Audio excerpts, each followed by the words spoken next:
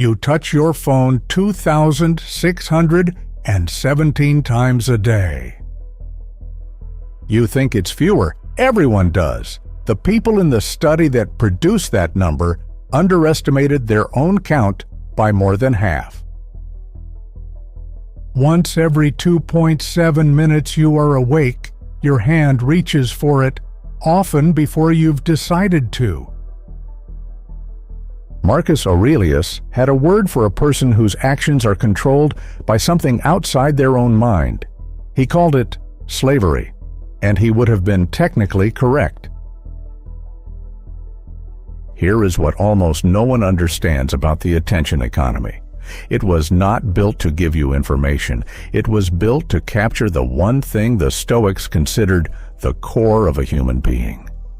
And they spent 2,000 years building the defense for exactly this attack, 20 centuries before it existed. Here is the framework, and here is how to take back what is yours. Start with the thing being stolen. The Stoics had a name for it.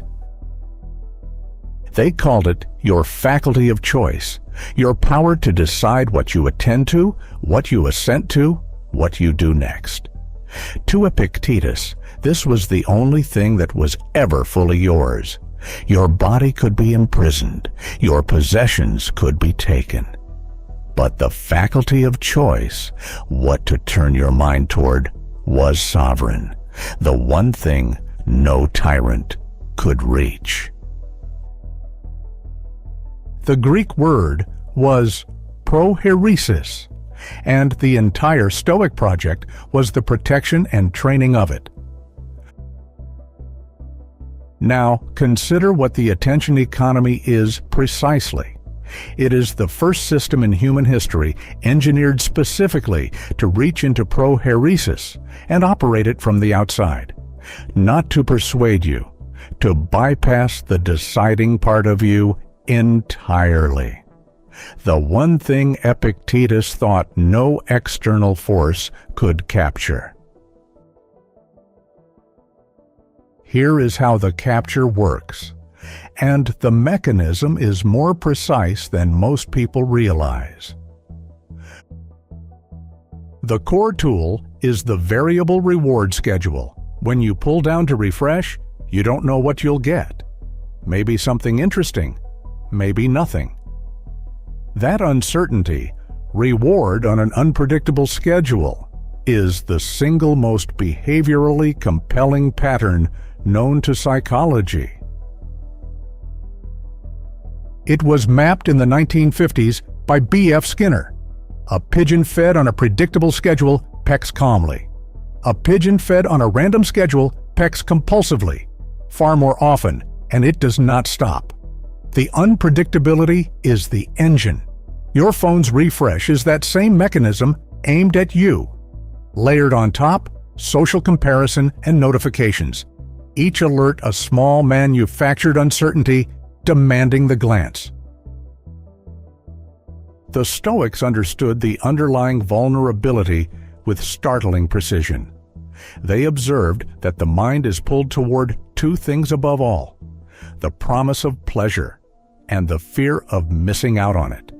They simply never imagined a machine that would weaponize that exact pull 2,000 years later with a refresh button.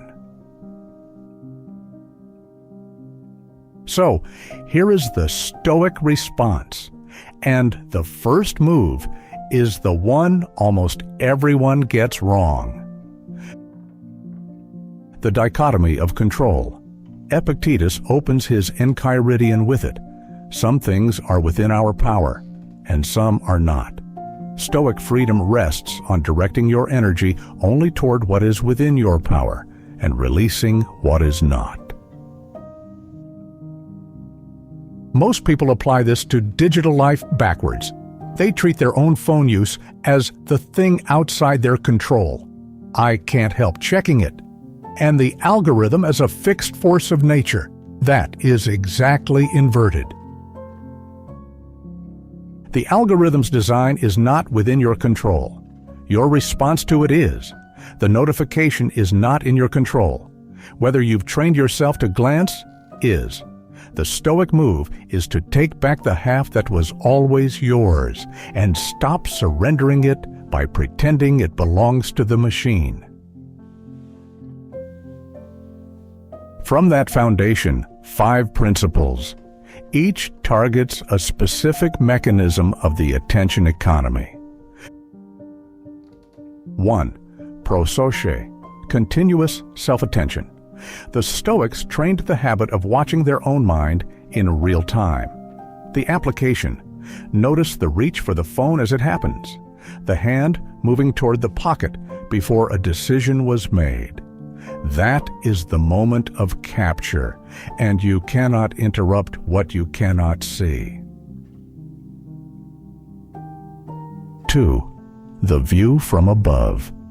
Marcus Aurelius practiced zooming out, picturing his life, his city, the whole earth from a great height, until the urgent shrank to its real size.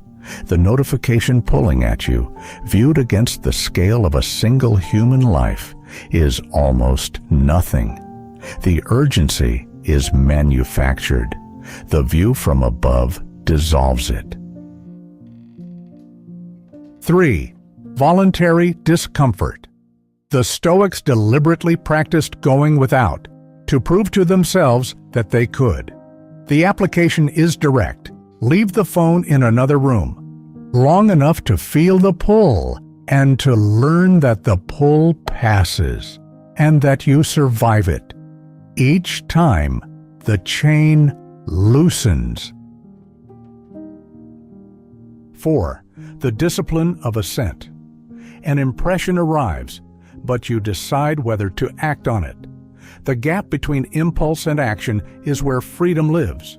The notification produces the impulse. The discipline of assent is the deliberate pause in that gap. I notice the pull. I do not have to obey it. 5. Living by your own values, not the feed's. Decide in advance and in calm what your attention is for, and measure the device against that, rather than letting the device decide for you. Here is the protocol. 4 stages.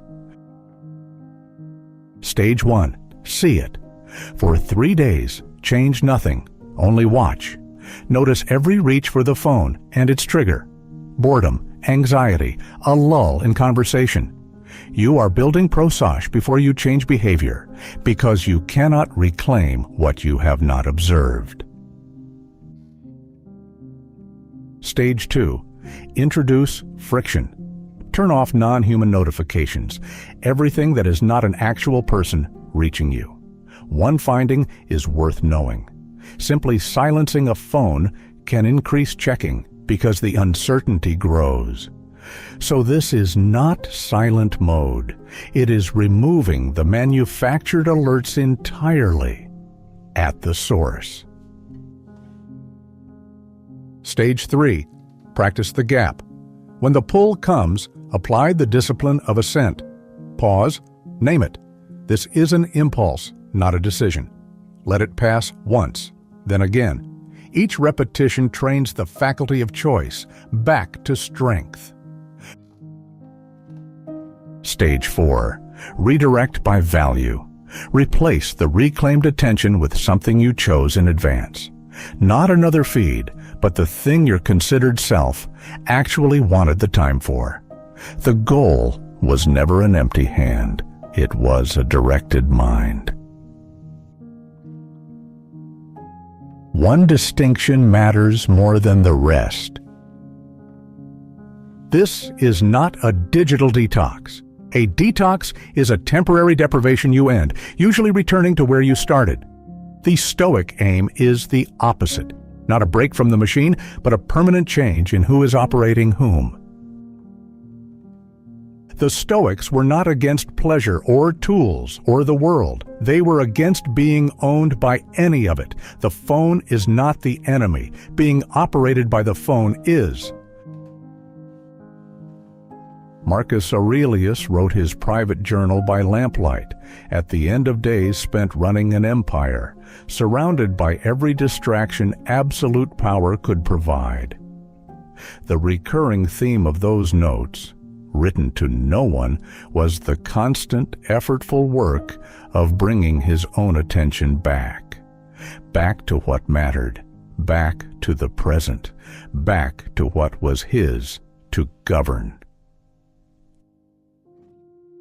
He never achieved it permanently. The journal is a record of him failing and returning for years. That is the actual practice, not a state you reach, a direction you keep choosing. You will touch your phone 2,617 times tomorrow, or you will touch it because you decided to, which is a different act entirely, performed by a different person. The faculty of choice was always yours. It can be reached, but only if you hand it over. The Stoics didn't guard their attention because they found it easy. They guarded it because they knew how easily it could be taken, and chose every day to take it back. After all, we're all human.